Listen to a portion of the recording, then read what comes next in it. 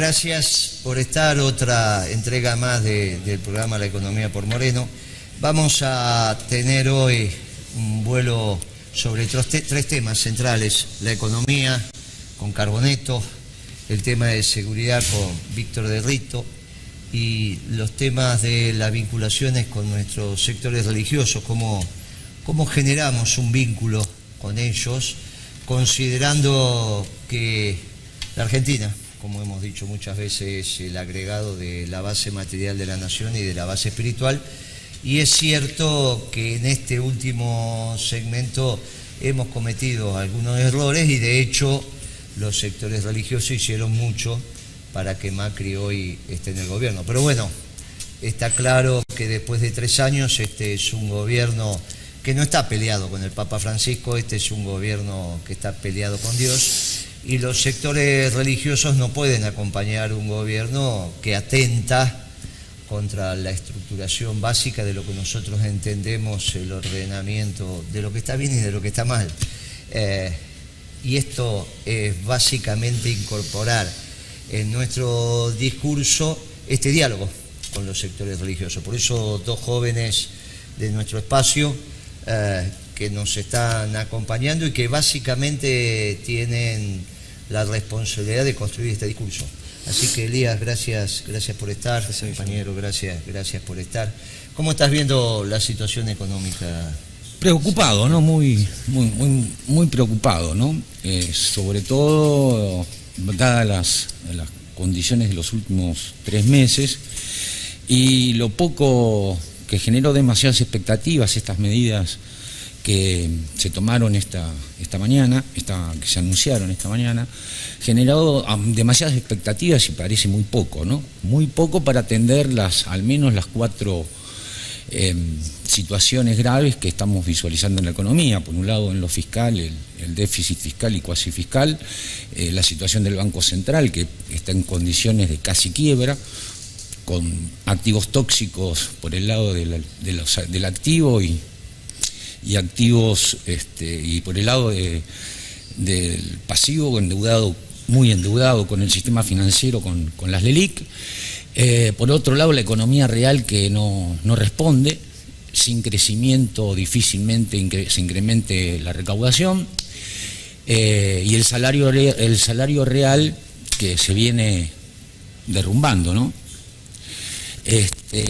Lo único que empezaron a atenuar y por escaso crecimiento es el sector externo, ¿no? El sector externo, vía balanza comercial, han hecho una pequeña modificación, pero por el lado también de la formación de activos en el exterior tienen un problema grave que lo supera los 500, 400 millones de dólares por mes que lograron en la balanza de comercio.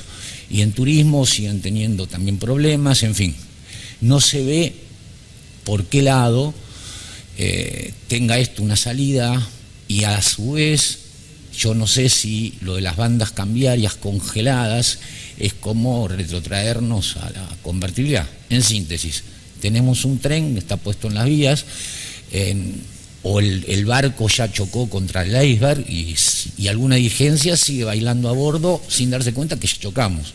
No tenemos el barco que sale de puerto. Ahora ya tenemos el barco estrellado. Este un poco es nuestro diagnóstico hasta el momento, ¿no? Bastante feo. Bueno, es lo que es. Vos fijate que nosotros veníamos diciendo que desde que ellos decidieron vender 60 millones de dólares por día, empezó esta semana, era un absurdo, porque en realidad se siguen endeudando al 67% y se vendés Banco Central, sector privado mucho más.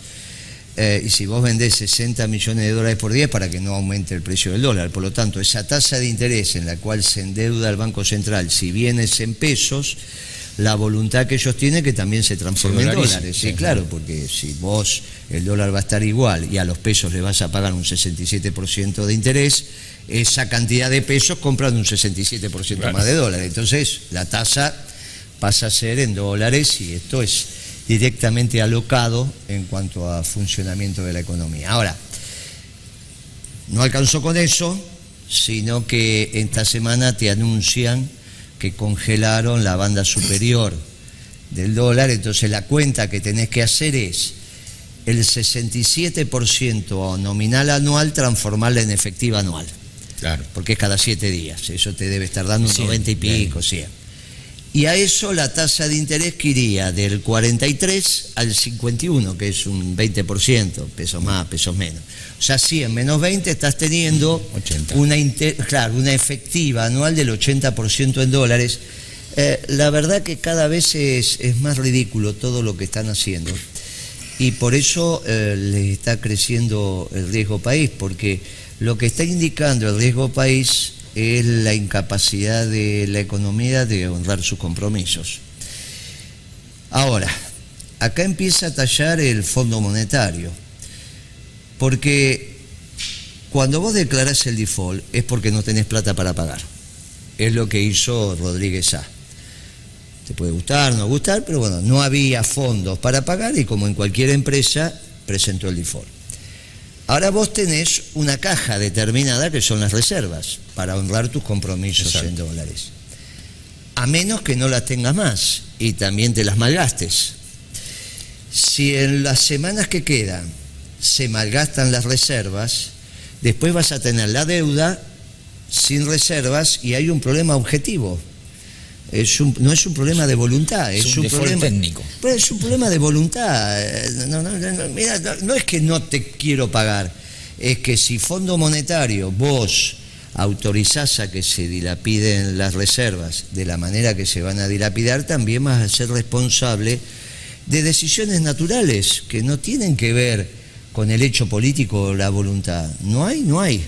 Entonces, ahora sí es un mensaje al halagar. Oportunamente le mandé una carta donde le decía, mire, si usted, el gobierno le está pidiendo que los fondos que correspondían al próximo gobierno, al que asumía el 10 de diciembre del 19, se los gasten en el año 19, de otra plata para el año 2020. Bueno, algo de plata puso, 7.000, 8.000, algo puso. Muy bien, fue su decisión. Ahora, eso presupone un flujo de pago de los vencimientos de la deuda, que es para los cuales se tomó el stand-by con el fondo. Ahora, si se tomó para ese fin, no se puede cambiar el fin. El Fondo Monetario no está para financiar la dolarización de las carteras.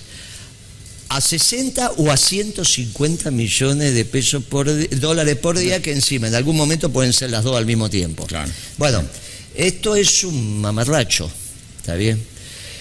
Y si ellos presuponen que en realidad eso está acotado en el tiempo y le dan un perdón al gobierno para gastar durante un lapso de tiempo, bueno, también las vamos a precisar para posteriormente. Bueno, muy bien. Entonces, hoy, y esto quiero ser muy claro, la señora Lagarde es responsable de, si lo autoriza, de la dilapidación de las reservas, porque el stand-by, el préstamo stand-by, firmado con el Fondo Monetario, acordado incluso en el Congreso, no tenía estas características. No son las misiones y funciones del Fondo Monetario Internacional financiar la dolarización de las carteras. Fuga sistémica. Si esto se les da por la incapacidad del gobierno de hacer política económica, bueno, están los mecanismos de ajuste que equilibran el sistema. Si el Fondo Monetario vulnera esto, bueno, yo le digo que no hay ninguna voluntad en el arco opositor para repetir experiencias que no fueron necesarias en su momento, pero que ahora, la realidad es que no se puede permitir que este gobierno dilapide la última caja que te queda, que son las reservas. Una responsabilidad sin duda de una política alocada del gobierno, que este es un tema de los argentinos, no hay ninguna duda. Ahora, en este caso hay un contrato firmado con el fondo y tiene que haber un estricto apego a lo que el gobierno oportunamente firmó y el Congreso, como expresión del pueblo y las provincias, aprobó. Bueno, evidentemente estamos en un dislate, en una situación muy difícil de poder continuar. evidentemente con 13 puntos de déficit fiscal y 6 puntos de déficit del sector externo. Está redondo. Claro, estos son los dos déficits que generaron que renunciara al gobierno del presidente Alfonsín, Plan Primavera y convertibilidad. Y el presidente de la Rúa. Los dos en el mismo tiempo y lugar. Esta supercrisis tiene un final cantado. La política lo que tiene que hacer es generar una salida. Y esta salida ordenada dentro del marco de la Constitución, el orden, etcétera, etcétera, el paso lo tienen que dar nuestros amigos radicales. Lo que tienen que hacer es romper la Alianza Cambiemos, venir a un gobierno de unidad nacional, y ese gobierno de unidad nacional que le ponga piso a esta crisis, porque si no hay piso no hay posibilidad de rebote. Exacto.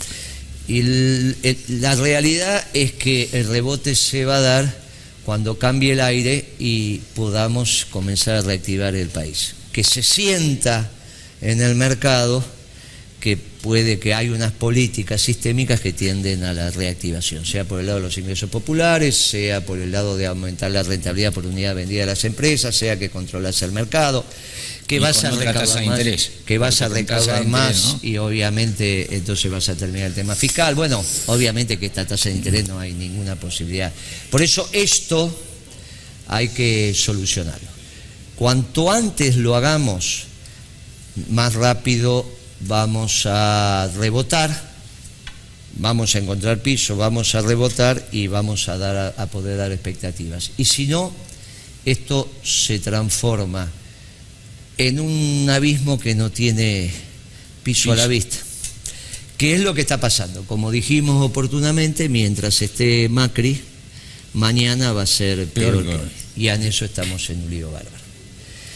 ¿Cómo estás viendo, Elías, la vinculación con los sectores religiosos? ¿Qué está pasando con la propuesta que ustedes están haciendo en el CEJU? ¿Tiene receptividad? ¿Cómo le están? Yo te digo lo que me pasó. Estuvimos el fin de semana en un evento había más de 120, 130 pastores. Me pidieron participar, estuvimos obviamente dentro de su propia reunión que hacen de celebración. Pero interrumpieron, me pidieron, hice un breve discurso, los vi que escuchaban con suma atención y sobre todo al mensaje de, mire, voten lo que le parezcan, pero voten a alguien que piense que Dios es un ordenador de razón y justicia y de ciertos criterios del bien y del mal. Y se quedaron sorprendidos porque de alguna manera les dije, mire, yo sé que acá hay muchos que votaron a Cambiemos y que trabajaron para que Macri sea presidente, pero yo les quiero decir que él atenta contra la existencia de Dios. Entonces les mostramos los escritos de Durán Barbá, algunos se sorprendían, otros no, pero mi impresión que fue muy favorable. ¿Cómo lo estás viendo vos, que sos nuestro hombre en comunicación con el sector? Sí, yo creo que en principio, Guillermo, se sorprenden porque hoy no hay líderes sociales y políticos que estén poniendo a Dios en un papel preponderante y sobre todo para definir lo que es, como vos dijiste, lo que es el bien y el mal. O sea, no hay dirigentes políticos hoy que realmente valoren y pongan en valor esta cuestión, la cuestión religiosa, la cuestión de Dios como una cuestión central en lo que es la base espiritual de la nación, ¿no?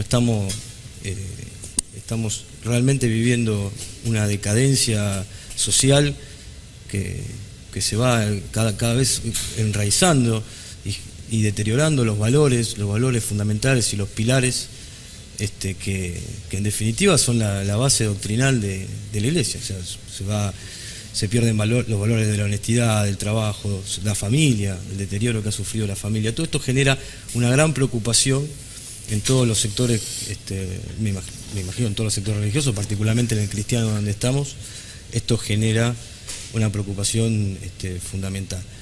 Y además, el hecho de tener un presidente que subió con engaños y engañando a su pueblo y que a medida que fue manifestando sus reales intenciones fue mostrando una cara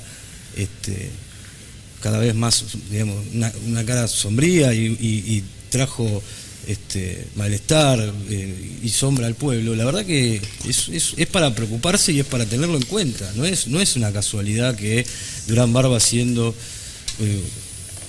para mí la columna vertebral del pensamiento filosófico o parte de ese pensamiento filosófico del gobierno y el asesor principal del presidente, esté, digamos, pensando en superar digamos, la doctrina social de la Iglesia, superar la etapa donde los humanos teníamos fe, creemos y estamos parados sobre valores que parten de la Iglesia, pero también parten de la palabra de Dios.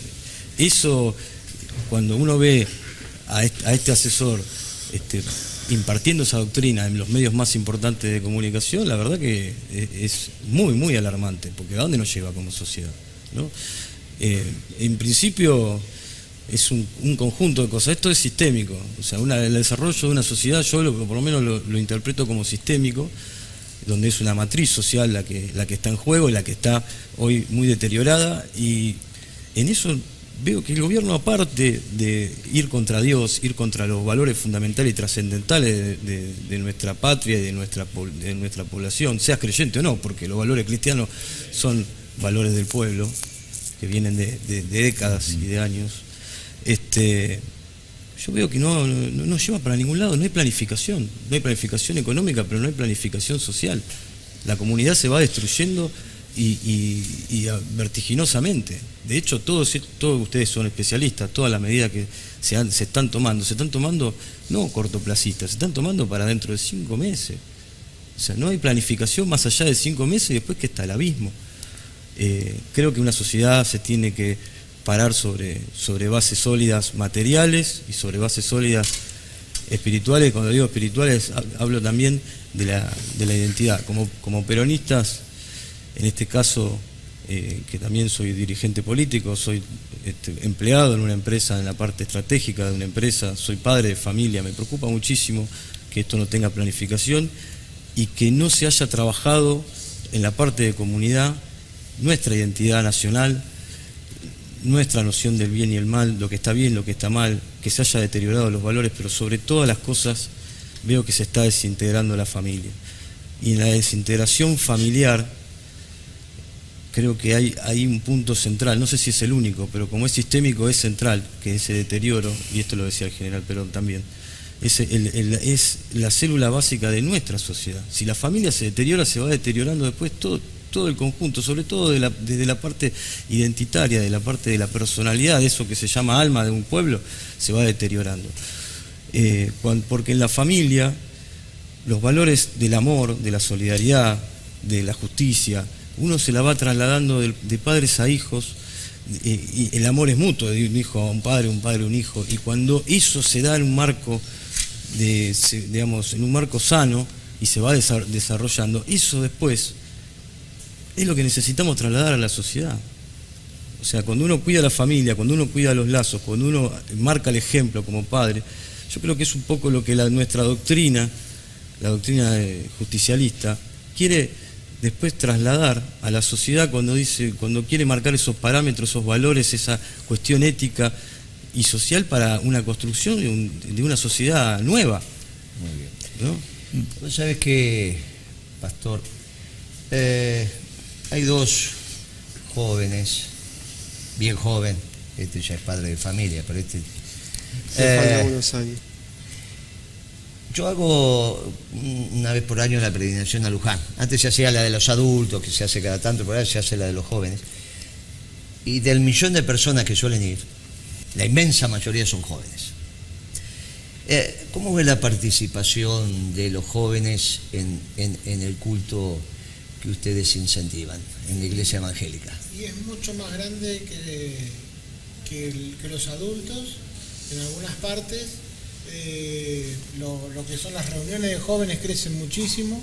Es como que los jóvenes aceptan la participación de ir a reuniones eclesiásticas, religiosas, y inclusive las mujeres, muchos más que los hombres.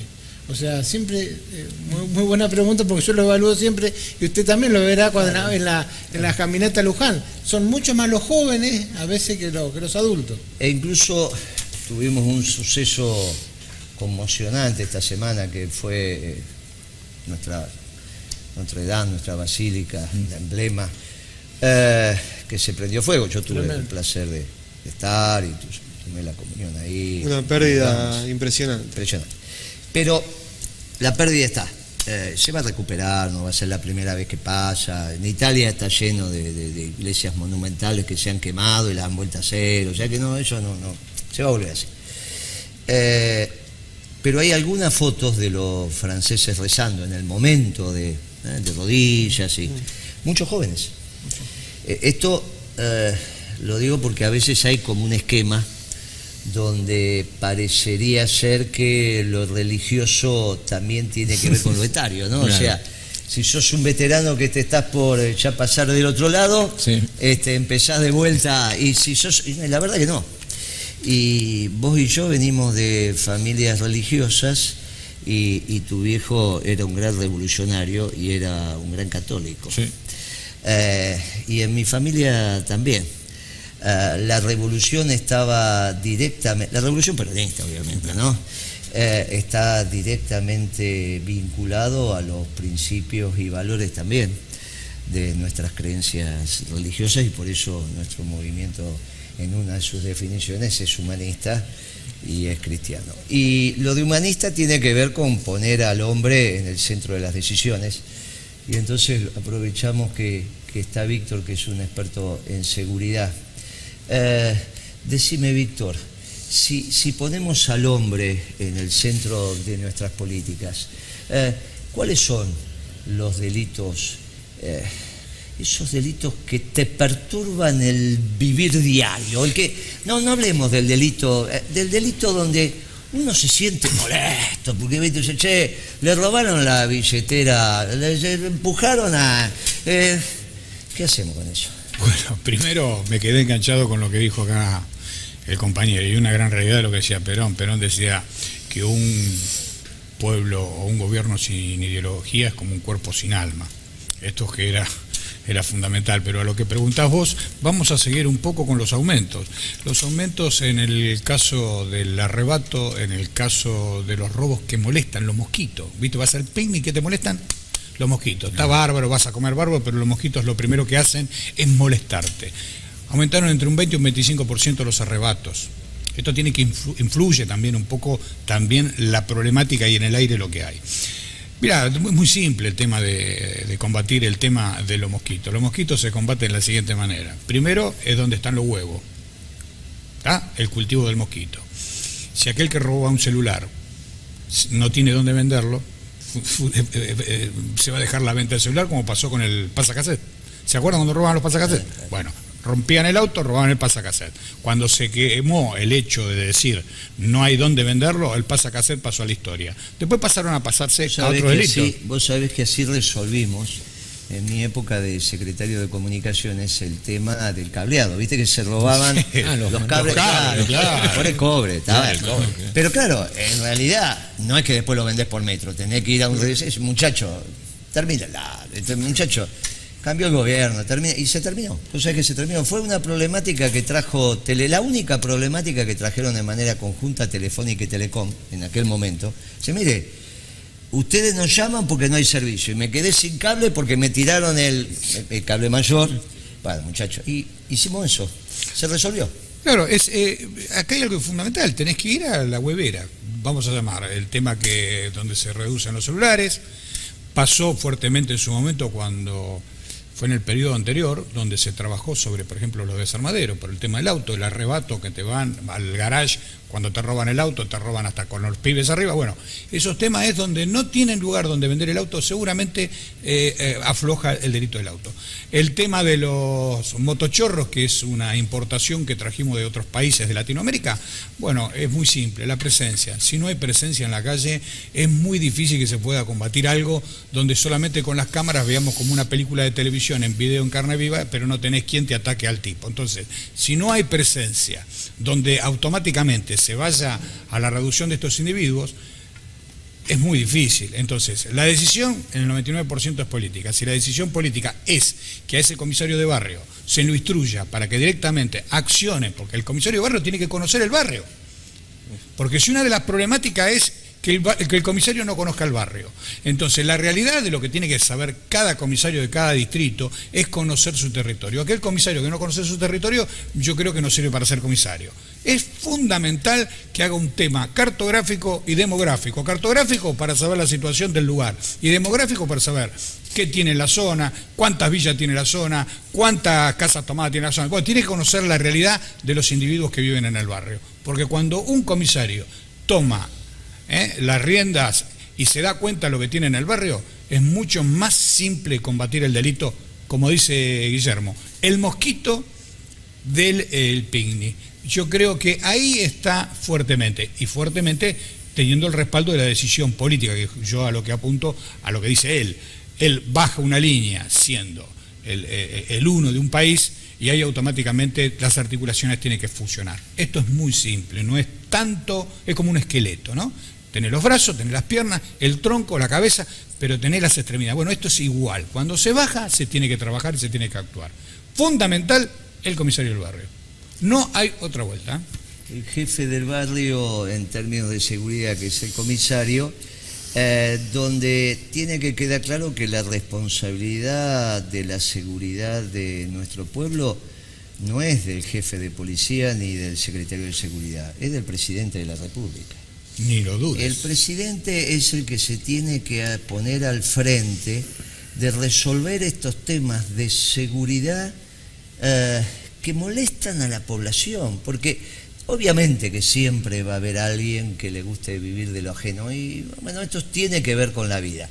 Ahora, hay vos lo definiste muy bien, ese pequeño delito que te molesta la convivencia diaria, que no estamos hablando de una situación de bandas organizadas, que obviamente tienen su complejidad, estamos hablando de esa molestia de que el ciudadano, el compatriota, el compañero no puede vivir, no puede caminar por la ciudad, no puede vivir. Y vos tenés la preocupación de si tu señora va a hacer las compras, si vuelve, no vuelve. Esto es una tontería. Esto hay que solucionarlo en un espacio de comunidad donde no solo tiene que participar el comisario, tienen que participar los pastores, tienen que participar los párrocos, tienen que participar los directores de las escuelas, todos aquellos, los jefes políticos de cada barrio, del radicalismo, del peronismo, los que conocen el territorio, que la saben. Comunidad organizada. La comunidad organizada. Muy simple esto, ¿eh? Claro. Y en esto es al margen de la base material que tenga una familia para hacer. Obviamente que hay barrios de emergencia, así se definieron históricamente, porque eran de emergencia, mientras estaban uno y después seguían por otro lado. Nosotros eso lo tenemos que resolver.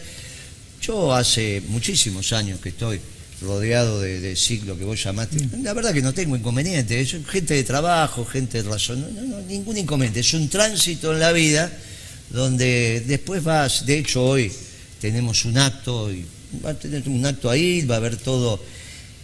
El tema es que nosotros comprendamos que hay un delito molesto, para llamarlo de alguna manera, que ese hay que erradicarlo rápidamente. Y es responsabilidad del presidente que así sea. También va a ser una medida del éxito o fracaso del próximo presidente, que eso que nos molesta en la diaria deje de tener su impronta. Pastor, ¿cuál es el próximo evento que tenemos con el CEJUS? El martes en el SEM, en la avenida Corrientes al 2510, sexto piso, hacemos la actividad, hacemos un taller para compañeros, compañeras que se quieran sumar, un taller de globología. Muy bien. Eso para que las compañeras, los compañeros aprendan el arte de transformar los globos en figuras. Exactamente. Que sirven para animar, que sirven para los cumpleaños, que sirven para hacer las actividades. Y la verdad que está muy bien. Yo veo que el CEJUS está creciendo sí, mucho. Hay una presencia de los sectores religiosos en la construcción de nuestra política, y vamos encontrando en cada uno de las áreas de trabajo de los 7, 8 ministerios que va a tener nuestro gobierno las improntas necesarias para cambiarle la vida a la gente. Y en este caso, como vos decías, va a haber un ministerio que es un ministerio de comunidad. Claro. ¿Cómo se hace comunidad? Y comunidad se hace con solidaridad, se hace con misericordia y se hace con perdón. ¿Quién genera comunidad? El culto genera comunidad, la cultura genera comunidad, el deporte genera comunidad. Pero también vamos a tener el Ministerio de Desarrollo Económico, que también tiene que ser con solidaridad, con misericordia, y también tiene que ser con perdón, porque si no, no va a haber modelo de desarrollo. Finalmente, esa es la comunidad organizada, la base material de la nación y la base espiritual. Y no hay comunidad si no resolvemos ese delito de mosquito que bien lo definiste vos, pero te molesta todo el tiempo y hay que terminarla. Gracias, muchachos, nos vemos en la próxima. Y bueno, que sirvan estos elementos ordenadores para el debate semanal que los compañeros tienen a lo largo y lo ancho del país. Nos vemos en la próxima.